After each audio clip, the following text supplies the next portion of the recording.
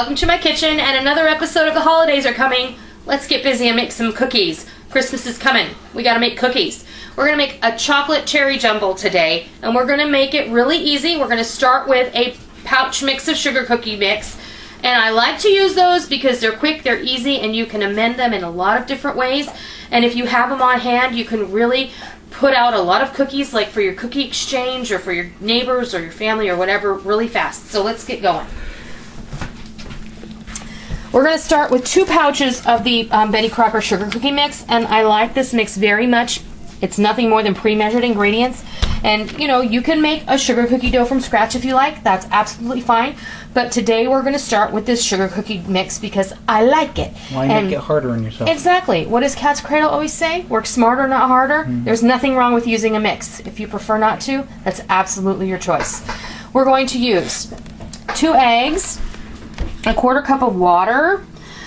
I have 2 sticks of butter that I have already beaten in the bowl here because I wanted to soften it a bit. So it's in there, and it's nice and soft, and it's ready for us to use. And we're going to put in 2/3 of a cup of cocoa powder, and then we're going to add the yummy part. A cup of chopped pecans, a cup of chocolate chips, and you can use mini chocolate chips, or I'm using the regular size because I know I have mini chocolate chips in this house, but do you think I could find them? So I'm not going to worry about finding them. I didn't take them. I know you didn't, honey. And we're going to take a cup of maraschino cherries that I drained and chopped. We're also going to use some vanilla bean paste. You can use vanilla extract. And I'm going to use some almond bakery emulsion, but you can just use almond extract. I find these at TJ Maxx and Ross, and they're about $3 a bottle there. But at at King Arthur Flour in their catalog, they used to carry these, and they used to be really expensive, like $10 a bottle. So when I found these at TJ Maxx and Ross, I was very excited. I have several flavors now. So let's get started. In my bowl here, I'm going to grab a pair of scissors, and I've got the butter going in the bowl there, and I'm going to put the mix, and I probably should have cut these open before I started, but that's okay. I'm just going to go ahead, and we're just going to dump everything in here. Sorry, honey. And we're getting ready, after we make these cookies, we're getting ready to decorate our Christmas tree. We haven't done that. This week has been just crazy. Monday was my birthday, Wednesday, and my mom's birthday was Monday also. Wednesday was Molly's birthday. It's been my last official week at work, and but hey, we got our computer back today. And our computer is back. The power supply, you know, it's a long story. What's part of the problem? It was part of the problem. 1/4 cup of water. Stupidity was the other one. Oh, I don't think it was stupidity at all. 1 egg and 2 eggs. We bought the new power supply, and it came super fast. And Rick put it in, and then when we went to turn it back on, it wouldn't come on, and it was frustrating, and there was much wailing and gnashing of teeth on my part because I don't do that very well.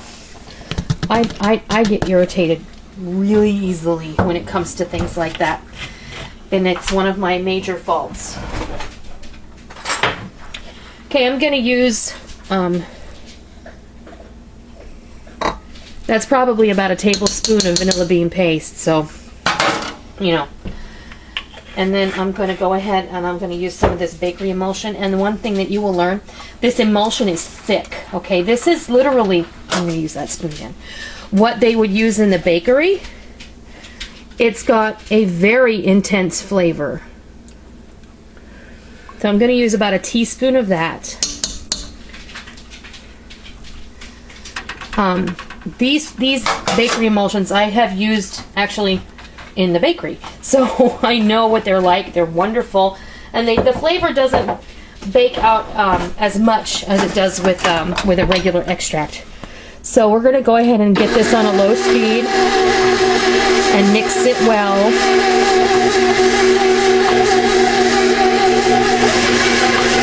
Now that it's mixed a little, I can turn that up a bit. You want your dough to be, oh my goodness, that smells so good, very well incorporated. So you're making like a butter cookie with a bunch of stuff in it, okay? So we've increased, you know, don't read the package directions, follow the directions. I've developed this on my own. I did not find this on the Betty Crocker website or anything. I developed this on my own.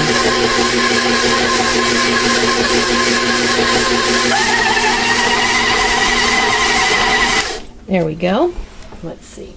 The next thing we're going to do is we're going to go ahead and we're going to add all of our goodies in here.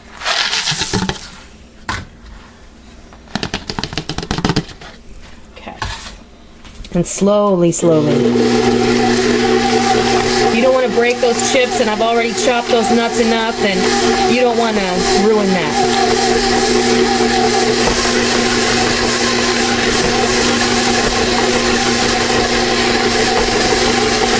There we go. Let's take this off. Bring it on over here. Get all this trash out of the way. Oh, preheat your oven to 350 degrees, which I have not done. Should probably do that first. Yeah, well, it'll preheat here while we're scooping and stuff. So, just get all this dough out of here. It smells simply amazing. I hate when that happens. Oh my goodness. I need some new spatulas. Santa. Maybe you should go to Spatula City.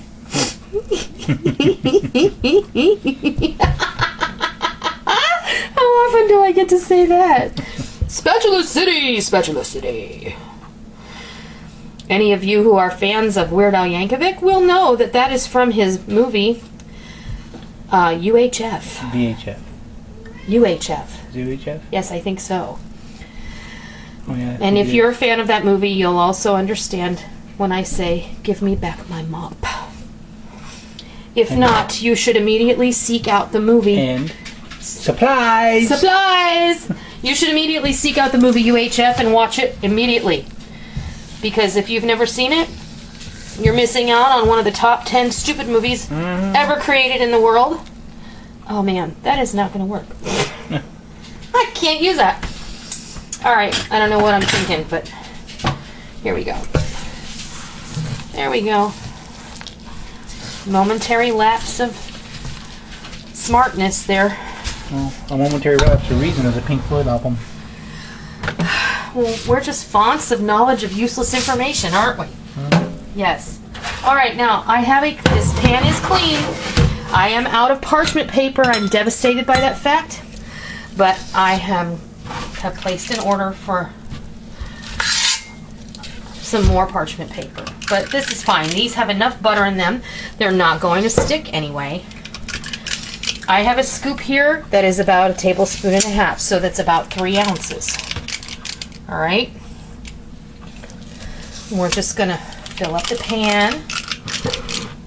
Oh yeah, thanks honey. That's what you're helping me out there with. Dip your scoop in between every couple, and they're going to spread a little bit. They smell amazing.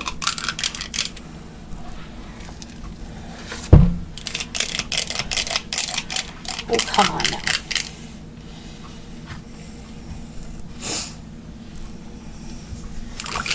And sometimes you have to get your hands in there.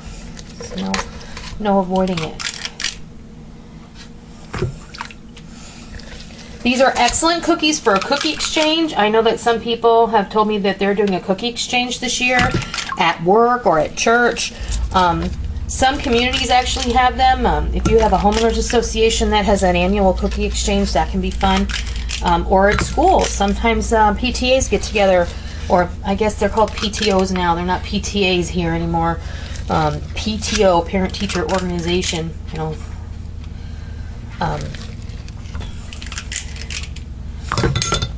And arrange these more neatly than I did, but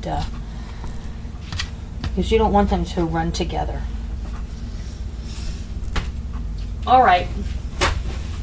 We're going to bake these in our preheated oven for 8 to 12 minutes. I know that that's a pretty large span, but when you can smell them, you should check them. When we come back, we're going to come take them out of the oven, and we're going to show you what they look like. Sammy, is it ready? Sammy says it's ready. Sammy said Tally said it's ready. Did she? Okay. All right, yes they are indeed. They are ready to come out of the oven. These take 12 minutes, okay? I tried them at 8 at first, but then it really does take 12 minutes for them to be just right. Let them sit on the hot baking sheet for about 5 minutes before you transfer them to a wire rack. That way, if they have any residual moisture in the middle, it'll still have a little bit of heat to do some carryover cooking. This is the last batch. This recipe did make 4 dozen cookies. There were 3 additional cookies on the first tray I put in, so I actually had 15 cookies on the first tray and 9 cookies on the last tray. So there were 4 dozen cookies in this batch, and I have to tell you, they're absolutely delicious, and they're really simple. They have ingredients that you might actually already have on hand in your pantry, aside from the sugar cookie mix, which I actually keep on hand. So you could go to your pantry and make these, and they will be delicious.